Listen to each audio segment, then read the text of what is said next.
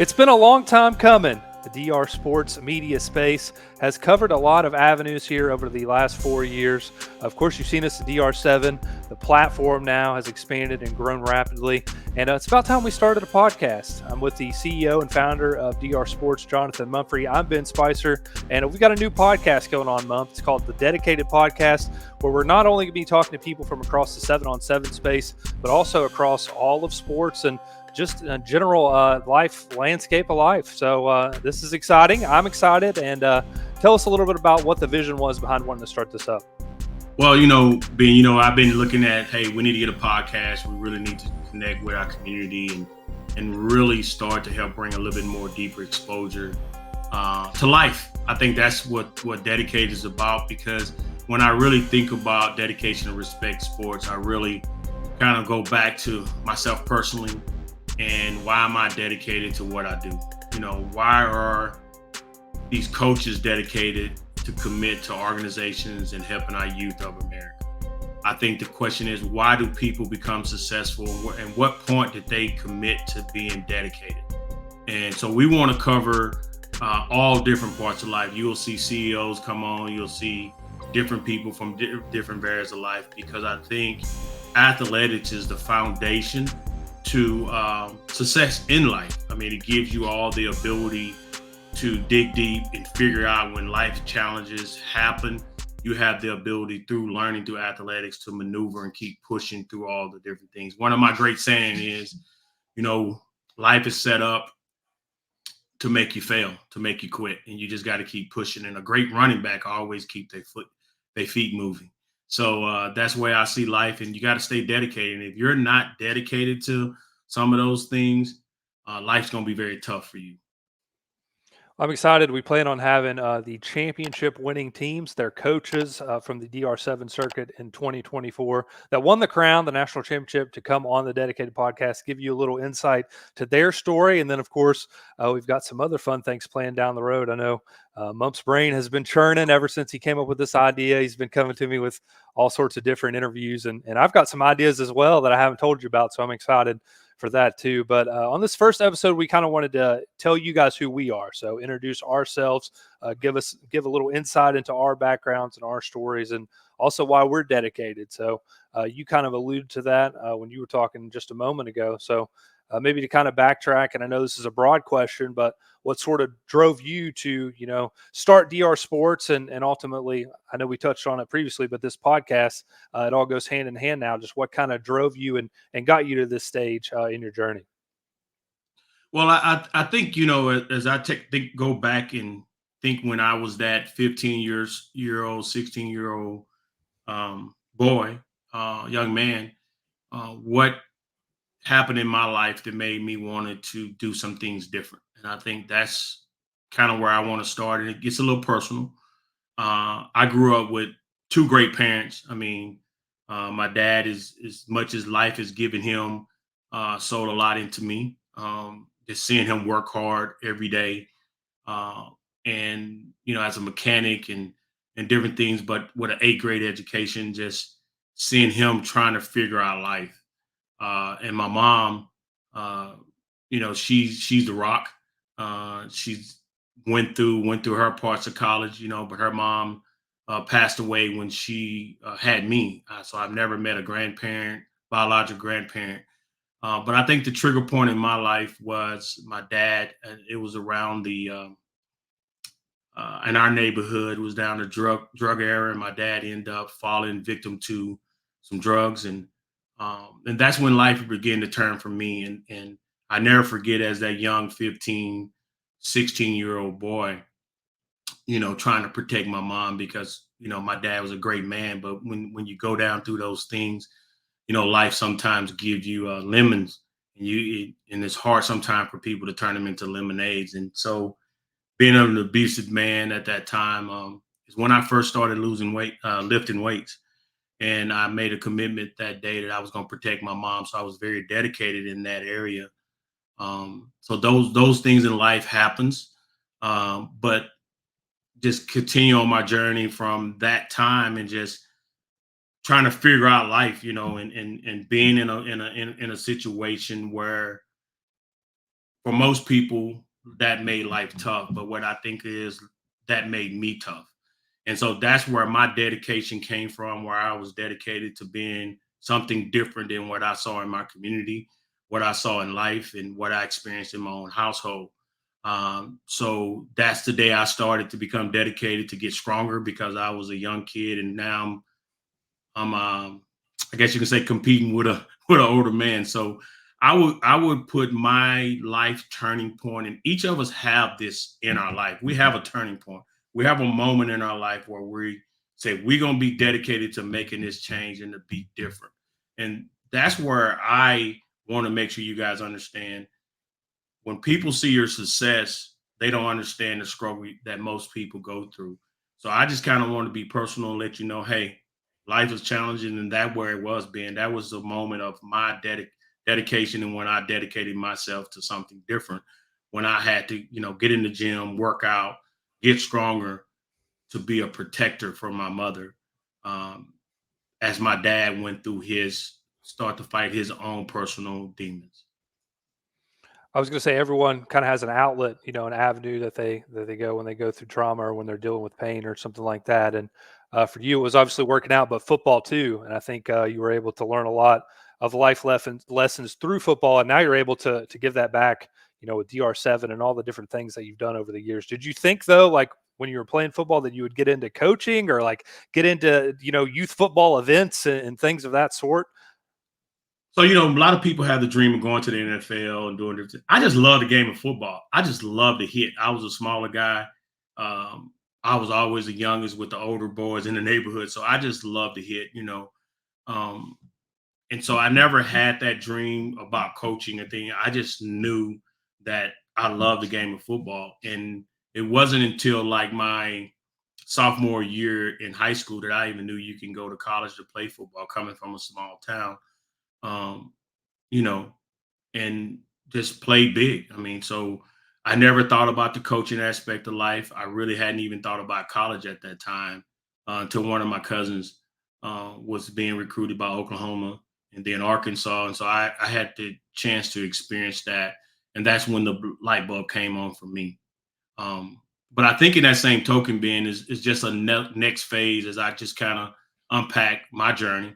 The next phase in my life where it became that, I became dedicated was my head coach after I was sophomore of the year, defensive player, sophomore of the year, defensive player, had all these accolades, had never talked to anyone about me going to college. And that was a very heart gut wrenching moment. So sometimes what I learned there in that moment was you have to stay dedicated to where your vision is. Now I know I can go to college. Now I know I can play at the next level, even when the people you think that's supposed to believe for you and work for you are not there. And I think that's one of the things that where the whole platform begins to start to take flight in my mind as I look back on the journey is, a lot of naysayers in your life, and you have to be dedicated to yourself first and foremost in your dreams and your vision for your life. One thing that's always stood out to me in having conversations with you over the years, and I think something that you might have admired about me too, and I think it kind of goes back to, we're both from a small town. I grew up in northeastern Kentucky. You're from East Texas. I had like 100 people in my graduating class, so we were a pretty I had a small little school. bit of class than you. A Yeah, little yeah. bit. So I mean, there you go, like small town, man. So everyone knew everyone, stuff like that. But when you were telling a little bit about your story, I mean, you said you didn't even know you could play college football until your sophomore year in high school. Like that's crazy. But I feel like we also weren't in the know with opportunities like that, and our coaches really didn't put us out there, especially like we didn't have. Well, for one, me and you are old. We didn't have social media. That wasn't popping Correct. when we were in high school. So your highlights weren't posted on Twitter, so college Correct. coaches can see. But the point I'm trying to make here is, we're from a small area where, a lot of people don't know where you're from. If you tell someone, hey, I grew up in Greenup County, Kentucky, no one's going to know where that is for the most part. So with that, the athletes, I mean, the kids, just people in general kind of get overlooked. East Texas, I'm sure, in the grand scheme of things, like people kind of sleep on you a little bit. They just have that kind of premonition, I guess. So, you kind of go under the radar. You don't get that exposure in life that you might if you lived in the city or something like that. And I think that's kind of like the driving force behind the platform, behind DR7, behind DR Sports, even. Just getting the names out there of those kids who are kind of overlooked in the diamonds in the rough. Like, we have teams come from all over the United States. We've had teams from all the way out west to New Mexico, all the way up to the Northeast to New Jersey, New York, up north to Minnesota. So, I mean, we're getting to see kids from all over the country. And a lot of those kids aren't really getting the exposure and the recognition that they deserve. And I know that's something that I'm very passionate about, and you are too. Otherwise, we wouldn't be sitting here right now. Right. Well, to that point is why dedication and respect? Why DR7? Why the platform? Why are we doing what we do? And we do this because the whole thing is to help kids gain exposure to colleges, opportunity, expose the unexposed. That's what the platform is all about. And we'll get into those a little bit deeper. But it's because of my journey. I think of my journey, as you talked about, being from a small town, but also once I got to college and was found by SMU coach, which ended up, Coach Wade ended up becoming a very good friend of mine. Still, when I got to college, there was a lot of doubters. There was a lot of people, a lot of journeys. Been an All-American special team player my freshman year. A coach wouldn't let me play because I had fun and danced on the field, which was crazy, until he left. And then end up being my first game starting at an outside linebacker. Had to switch positions in the middle of that year. So what I want to, in my story and what the company is about, it's about being dedicated to who you are and to finishing the journey. And that's one of the things I want to make sure people get from my story is this is what it's all about. If you want to have success in life, it's about finding, there's going to be hurdles. There's going to be people that tell you you're not anybody, and you just need to keep fighting for yourself and keep pushing forward and don't worry about what the next person's saying. I mean, I experienced that through my whole football career, even at SMU. What's amazing, Ben, and I don't think I've even told you this part. What's amazing is, every camp I was number 2 on the depth chart at SMU. Every camp. For whatever reason, the DB coach, because he didn't like that I, made big plays on special team. I ranked my freshman year 6th in the nation. I was an All-American special team player. And he pulled me from special team because I literally celebrated on big plays. And I never understood that. It didn't make sense to me. So I was in his defensive back room. Matter of fact, he was the reason I went to SMU. And if I say his name, y'all will know who he is. Y'all definitely good, but I don't want to throw him out like that. But what I learned through that journey is just because people don't believe in you don't mean you stop working. Don't mean you still don't. So every day I went and I did what I needed to do and I got better and I improved. Well, when he left, I ended up moving positions my junior year. So my senior year, I played outside linebacker. I was a small safety. I was a safety, then I moved to linebacker. And by the third game, I was starting Southwest Conference Player of the Week that first game. And that's because I kept putting in work. I would go to workout before practice. So I was very dedicated. I would work out after practice to get bigger and stronger because I had to move to linebacker. And so that journey is why I fight every day, because I've been battle tested up until this point, and I understand what it takes to be successful in the sports world, because it's just somebody that might not like the way you move can hinder your career. So I finished with 8 games, 85 tackles. You just don't do that if you never played. And the 2 saddest moments of my life and a rewarding moment is when the head coach at the time tells you that they wasted your career. What are you supposed to do about that? And then 30 years later, the guy that told you wouldn't play as long as he was there, call you, sends you a message. I still have the message in Facebook, and apologize that he wasted your career. So that leads me to why this platform, what makes us different than every other platform out there, is because I know what it takes when people don't recognize you. I know the fight and the belief you have to be in yourself, the dedication you have to have. You have to stay dedicated to every day doing something to make yourself better. And we want to be that assist to these athletes. And when they come to anything we're doing, I want to make sure that they know, me and the team and yourself being, we want to make sure they know that we're about them, not about us. And that, because when I look at my journey, it was always about those guys that thought that they knew more and they wanted to be more, but they never was thinking about what what I had inside of me.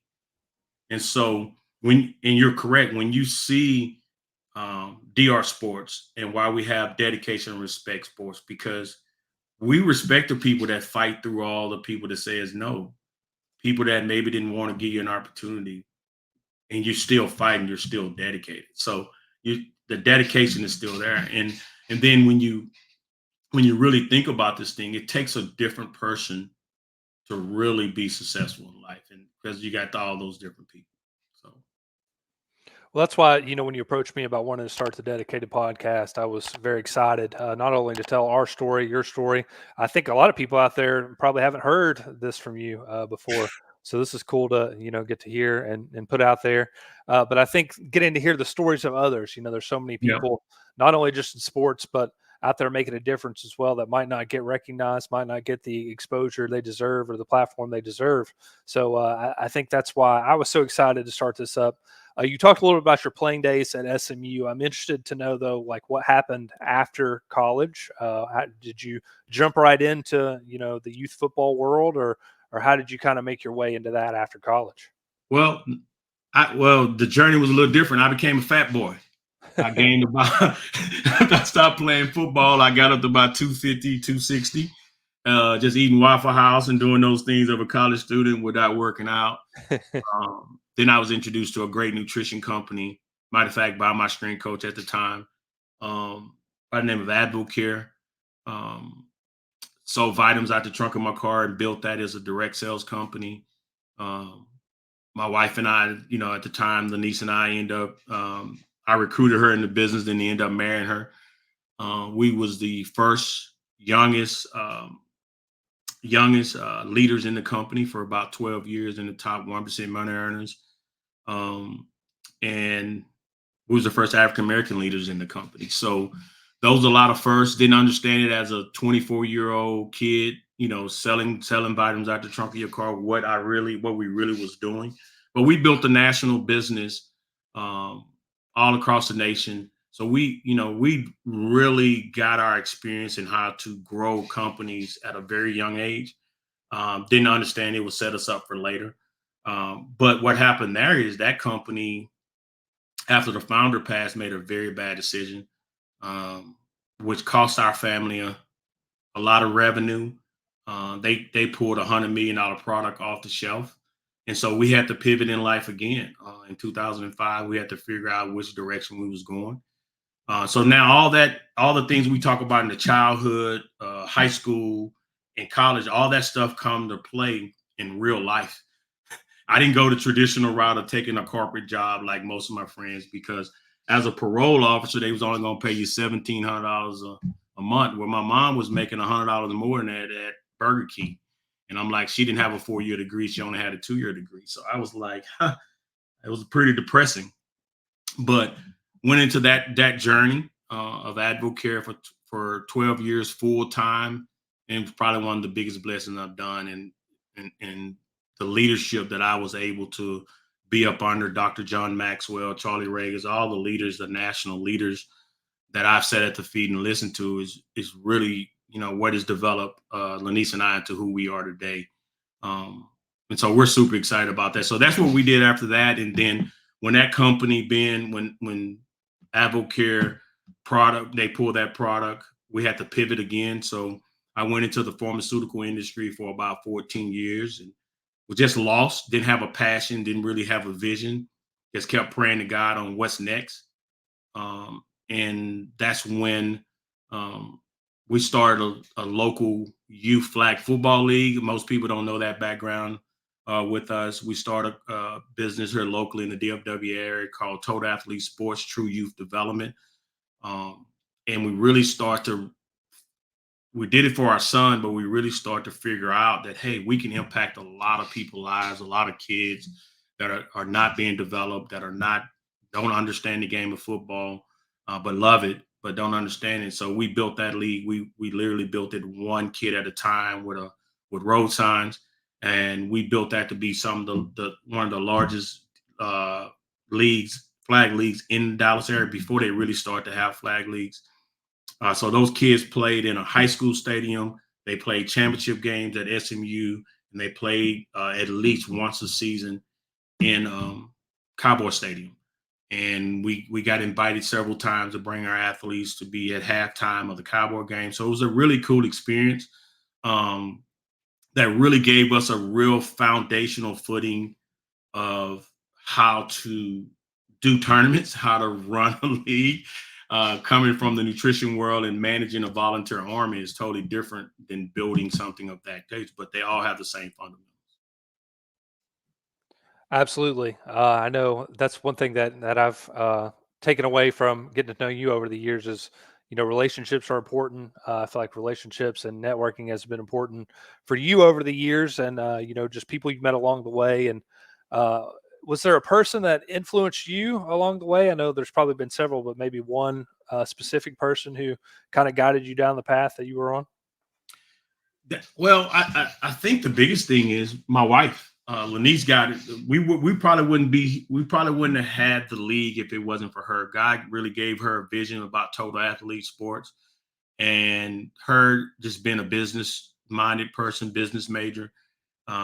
She began to put it together, and I give her all the credit on how we kind of got into this youth space because she was passionate about her son learning the game of football instead of just throwing him out there. So she's the influence to us having, even though I'm the football player and did all those things, but she's the influence on uh, why we had a league at the time, and then that began to trigger my mindset into we're at DR Sports. So we kind of think of it this way. God gave her the vision of total athlete sports. So I worked for her. You know what I'm saying? I was her helper.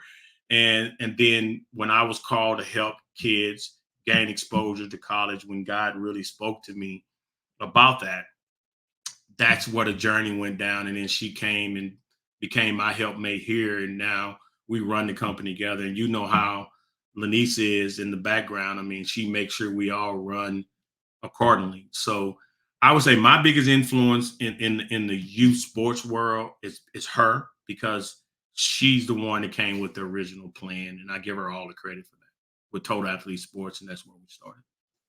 Shout out Miss Lanise for sure. She Yeah, always keeps us in line. She keeps us right. She absolutely. keeps us going. Most importantly, I've Absolutely. never seen her in a bad mood, so I love that about her. Uh, just to kind of summarize and talk about what's ahead.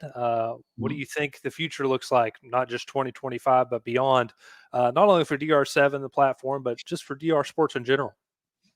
Well, I think the future is. I know the future is super bright. I mean, the great thing about it is, when people look at us, they got to look at us through DR Sports, dedication and respect sports.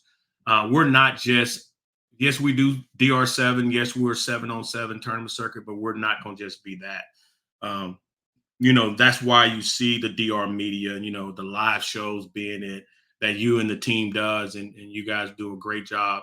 Everybody that's there, that's very important to us to be able to bring live content to everyone. And you'll see more of that moving forward as we grow as a company. And then the platform, if you hadn't been to the platform, dr.com, you need to go. The scouts and you and the scouts and the people there that are working, they're doing a bang up job of bringing exposure to the kid. Expose the unexposed. What is that about? That is about trying to find those diamonds in the rough as we begin to build this platform out. We're just getting started. So that's where you'll see we're the grassroots part where we'll be taken down. We'll be competing with your own three, your 247, your rivals. We're coming for that as a company. And we want to personally uh, invite you guys to come and check us out as we continue to help you gain exposure in the marketplace. I know you've written some great articles on that, Ben, and shout out to Mark and Drew and how great work they've done. So super excited about that. But just kind of give you a layout of the future as we look at our event side of the company, which is DR7, which everybody knows about DR7. I think we're the largest per capita per tournament circuit in the nation. Our community is really blessed to lock in with us, and we're very thankful to them. But we're gonna roll out DR7 girls. I mean, that's gonna be something that we're gonna roll out. They'll have their own season. They'll have their own block, and we're gonna focus on giving those girls exposure. So if they want to go to college, think about a 10-year-old today, Ben. By the time that 10-year-old become a high schooler, D1 school is gonna be offering girls flag football as a full scholarship because D2 is already doing it. So we want to be able to build that to help them gain those reps as well as gain that exposure. And we'll bring the same fire we bring at DR7 for the boys. We're going to bring that for the girls. So shout out if you guys got some top athletes. Now, this is the thing as I see it being in non-contact football. And I'm just going to lay it down like this. Non-contact football, now that we have a spring, we have flag football as rec football. And we have 7-on-7 is more your AAU, your select sports. And this is what, as I talk to a lot of girl dads or any parent with a boy, whatever, they only gonna stay in the rec side for so long as they're elite athlete. 7-on-7 is the elite side. That's your AAU. If you're a dog and you want to compete, you want to be in the 7-on-7 space, and you definitely want to come to a DR7 event and compete there. Because if you come to our event, we're just not out here playing 7-on-7. We're really looking at you so we can talk to our network, our community of coaches, and let them know, hey, we got some kids that we can send you. Then you can decide if you want to make them an offer. So you not only will gain exposure by coming to our events, anything we're doing, but hopefully you'll gain a couple offers as well in the future. So that's why the future is so bright, because we're locking in with some colleges and some different things. From there, to really be that grassroots feeder to those colleges, because we want to help those athletes in their vision and their journey. So don't think you just come in to play 7-on-7. That's all it's about. We got scouts. We're going to have people roaming around that you want to know, and we're going to have a camera in your face as quickly as if you balling, we're going to find you. So that's the exciting thing about it. But we'll also be rolling out some camps.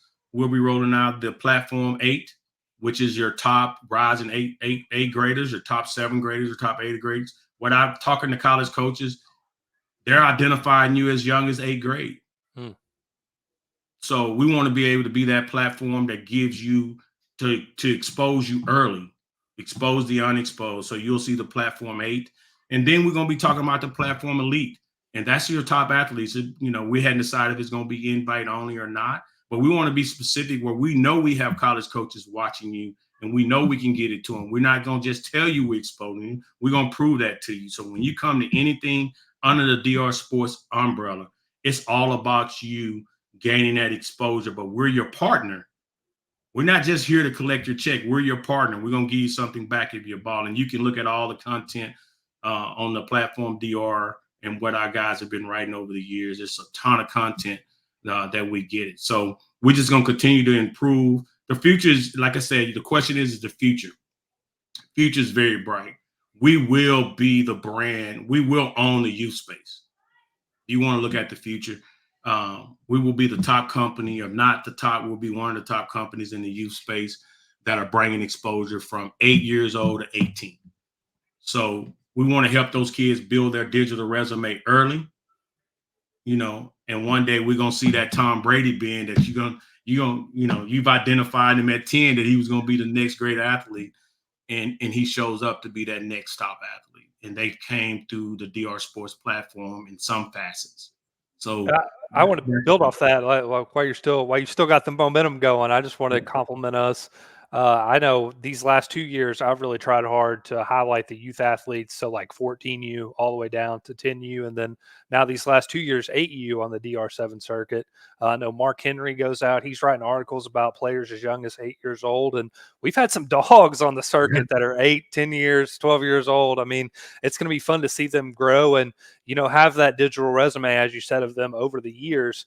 Because with DR7 tournaments, I mean, you're not just getting the 15U and the 18U or just the high school kids. I mean, we're going down and spotlighting the 8U kids all the way up. So I'm personally looking forward to continuing to see those athletes grow. And just getting to kind of look back and reflect on them over the years and how they kind of got on their journey. Maybe we can have some of them on the dedicated podcast one day. Absolutely. Absolutely. You know, and you talk about that. When you really look at when we started the whole thing, my vision was when I came into the space, I didn't see youth.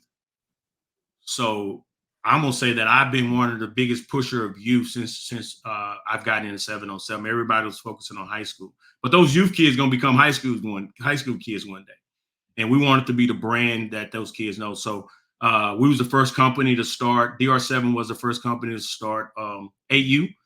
And now we have the largest national championship. I think we do the largest brackets per Zorts in 8U. So we're excited about those guys. And those are some elite 8Us that can throw the ball 30 and 40 yards and catching them with one hand. I know you got a couple clips of that, Ben, and some exciting competition was just at the Crown. We'll have HPA, who was the 8U champions. So we'll have them on the podcast and talk to them and learn a little bit more about those guys and what they're doing with those youth. But the youth are coming real fast and heavy. And, you know, I just tell you at DR7 is where your youth model is. If you haven't won a crown on our DR7 event, you haven't won a national championship. So we want to make sure that you come and compete in 25 because 25 is going to be fire. We're going to have our national championship. We're going to move that to Florida. So I just dropped that here. And we're going to move it back down to Florida. We've been in Texas a couple of years. We want to go back to Florida and give Florida some love because they always looking out for us. So looking at 2025, we're super excited about a lot of things will happen. Yeah, absolutely. I've gotten a sneak peek of some of those stops that we're making in 2025. I'm excited. I'm not going to say anything else, but very much looking forward to it and the places that we'll get to go. You've talked about the future of DR Sports, the future of the dedicated podcast, but one thing that's going to be cool to see moving forward on future episodes, you're going to be on here doing a little media work with me. You're going to be doing some interviewing yourself, asking some questions. I know you had a media background. You know, when you were coming up and when you first started out. Tell us a little bit about what you were doing in the media space, you know, when you were young in the 7-on-7 ranks. Well, you know, when we first started in the 7-on-7, it was only a couple of us. So it was cool to, you know, I used to be the interviewer, kind of like what you do. And then we had to, you know, the other guy was the cameraman. And, you know, I tell you, one of the kids we identified earlier, about 12, is Andrew down in Houston. He's I think a 4-star receiver. And so we're gonna get him on the podcast before he dropped his big announcement. So I was able to, you know, do some interviewing in the early days back in 2018, 2019 when we first started in the space. So I'm nowhere near as good as you guys, but I'm excited to be a part of the dedicated podcast.